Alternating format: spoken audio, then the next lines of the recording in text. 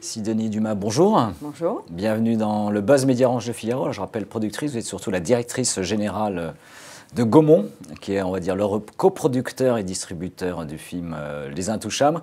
Je rappelle juste un petit chiffre. L'année dernière, le groupe présidé par Nicolas Seydoux, donc Gaumont, a réalisé un chiffre d'affaires de 101,9 millions d'euros. Et on poursuit cette fois sur des chiffres mais qui concernent l'actualité des entrées cinéma. 34% le bond en novembre, selon les estimations récentes du CNC. Est-ce qu'on peut dire c'est la faute à, ou plutôt merci aux Intouchables qui s'approchent des 15 millions d'entrées en France? Entre autres, grâce à Intouchables, mais aussi grâce à une production française très riche.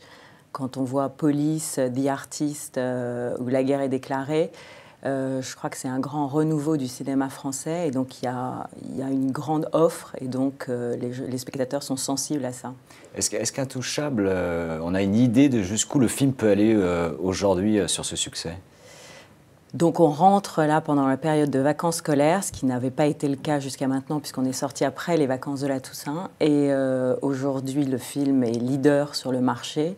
Donc on en attend beaucoup, et encore beaucoup, et beaucoup d'entrées. Je pense que sans savoir où on va aller, on continue à faire de très très jolis scores. Et est-ce que sur les recettes du film, au-delà des entrées, on a déjà une idée précise du niveau atteint? On parle d'un chiffre de plus de 20 millions d'euros à ce jour de recettes. Compte tenu des chiffres, on ne peut pas nier qu'on fasse beaucoup de recettes. Et donc, si vous avez ce chiffre, moi je ne l'ai pas d'une manière exacte. Une estimation, je crois, qui a été donnée par le Parisien. Eh bien, ils ont leurs sources. Moi, je n'ai pas la totalité, en fait, des montants. Et qui était pour un budget, on rappelle, du film de moitié... moins de 10 millions. Moins de 10 millions d'euros. Comment vous expliquez cette alchimie, la façon dont ce film a finalement emballé les spectateurs sur le marché français? D'abord, je pense qu'en fait, le fait que ce soit une vraie histoire, les gens sont très sensibles. C'est-à-dire qu'il n'y a pas... c'est pas une histoire romancée, c'est une vraie histoire qui est assez large, qui met en avant deux milieux sociaux, qui est racontée et incarnée par deux acteurs formidables et très populaires, que sont François Cluzet et Omar Sy. Donc je crois que toute cette alchimie, cette connivence et cette bonne entente fait que Intouchables est ce qu'il est aujourd'hui.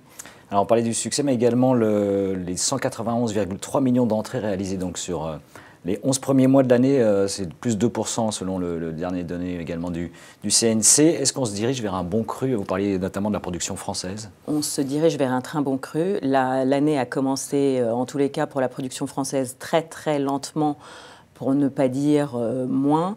Et depuis la rentrée, depuis le mois de septembre, elle s'est accrue. Cet été, en fait, ça avait redémarré avec des films américains et ça se poursuit avec les films français. Et on va être au-delà certainement de 2010. Donc c'est un très bon cru, oui. Et pour la Gaumont en particulier, vous aviez produit, je crois, en 2010, donc plus d'une dizaine de films. C'est le cas également sur l'année 2011? C'est absolument, on en a produit 11 cette année. On a eu un très joli succès avec Le Fils à Joe au début de l'année. On a produit La Conquête aussi, qui était sorti en mai. Le film d'Olivier Marchal, qui est sorti fin novembre, et bien évidemment Intouchables. Les Lyonnais, et bien évidemment Intouchables. Ça veut dire qu'en termes de perspective, de niveau de chiffre d'affaires, vous serez à peu près... On sera un peu au-dessus de celui de l'année dernière. Oui, on a une très jolie année en présentant des films très différents. Les perspectives de l'année prochaine, 2012? 2012, pas mal de comédies, de premiers films, qui seront, en fait, le premier film qu'on sort est Un jour mon père viendra avec Gérard Jugnot et François Berléand le 4 janvier. Et ensuite, on a une petite dizaine de films tout au long de l'année. Voilà. Alors, votre secteur a vécu une période difficile, on va dire, dans le domaine des prestations techniques. Les laboratoires techniques LTC de Tarek Ben Ammar ont été mis en faillite. Est-ce qu'on peut dire que c'est la faute seulement au numérique aujourd'hui, à la révolution numérique du cinéma? C'est la responsabilité, oui, en grande partie. Je ne sais pas si c'est la faute à... Mais c'est vrai que l'arrivée du numérique, en tous les cas, oblige les laboratoires à se réadapter. Donc, je ne dis pas que ce soit la faute d'eux, mais en tous les cas, il faut savoir s'adapter à un nouveau marché Et clairement, les films, et les 3/4 des films passent au numérique, et parce que les salles se sont équipées en numérique.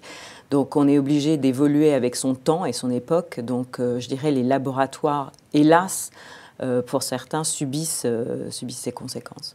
Merci Denis Lima. Merci d'être venu pour ce dernier Buzz Média, parce que nous on se donne rendez-vous le 2 janvier et donc on invite encore les spectateurs à se ruer dans les salles, surtout pendant la période des vacances. Passez de bonnes fêtes. Merci. Merci à vous.